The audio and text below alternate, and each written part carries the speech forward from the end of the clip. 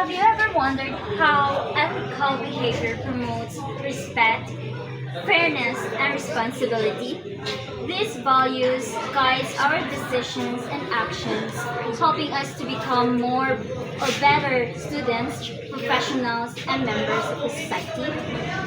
Our presentation focuses on understanding ethical behavior, appreciating why ethical behavior matter, and learning how we can apply them into our daily lives. Ethical behavior means choosing to do what is morally right even if no one is watching you. Accordingly, ethics involves standards that help determine what is right and wrong. Ethical behavior is based on values such as integrity, respect, honesty, and especially responsibility. For example, imagine you find wallet inside your classroom. Although no one saw you, you returned it to the owner. That action reflects ethical behavior because you choose honesty over personal gain. Now, let's talk about respect. Respect means recognizing the dignity and worth of every person. It involves listening to others, accepting differences, and treating everyone with courtesy regardless of their beliefs, culture, or background. Ethical behavior encourages respect because it reminds us that everyone deserves to be treated fairly and with kindness.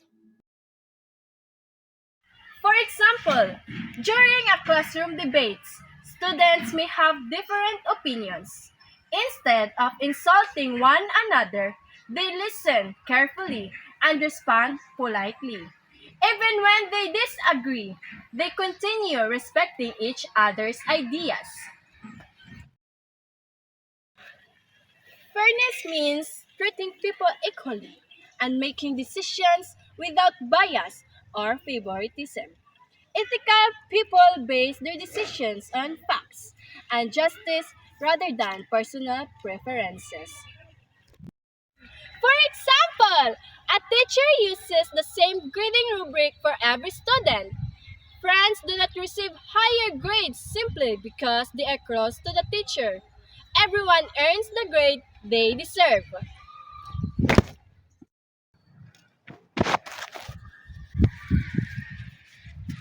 Responsibility means accepting accountability for our actions and fulfilling our duties. Ethical people understand that every decision has consequences. For example, if a student forgets to submit an assignment, an ethical response is to admit the mistake instead of blaming classmates or making false excuses. Responsibility helps develop integrity and earns the trust of others.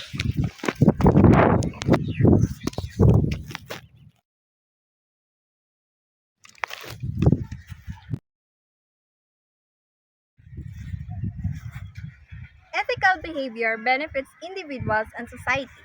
It helps build trust between people, improves teamwork, strengthens relationships, and reduces misunderstandings and conflicts. Whether in school, at work, or in our communities, ethical behavior creates an environment where people feel respected, valued, and safe. Ethical behavior should be practiced every day. At school, we avoid cheating, respect teachers, and contribute honestly during group work.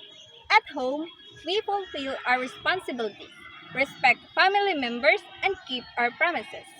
In online world, we avoid cyberbullying, verify information before sharing it, and respect others' people's privacy. Time for reflection. Ask yourself, do I treat others respectfully? Am I fair to everyone? Do I accept responsibility? What ethical value can I improve? Ethics begins with self reflection. We should ask ourselves whether we consistently show respect, fairness, and responsibility. Improving these values every day helps us become better individuals and future professionals. In conclusion, ethical behavior is not just about following rules. It is about making choices that reflects good character. Respect helps us value others. Fairness ensures justice. And responsibility reminds us to be accountable for our action. As students and future professionals, we should practice these values every day because even small ethical actions can positively influence our families, schools, workplaces, and communities. Thank you for listening. Bye!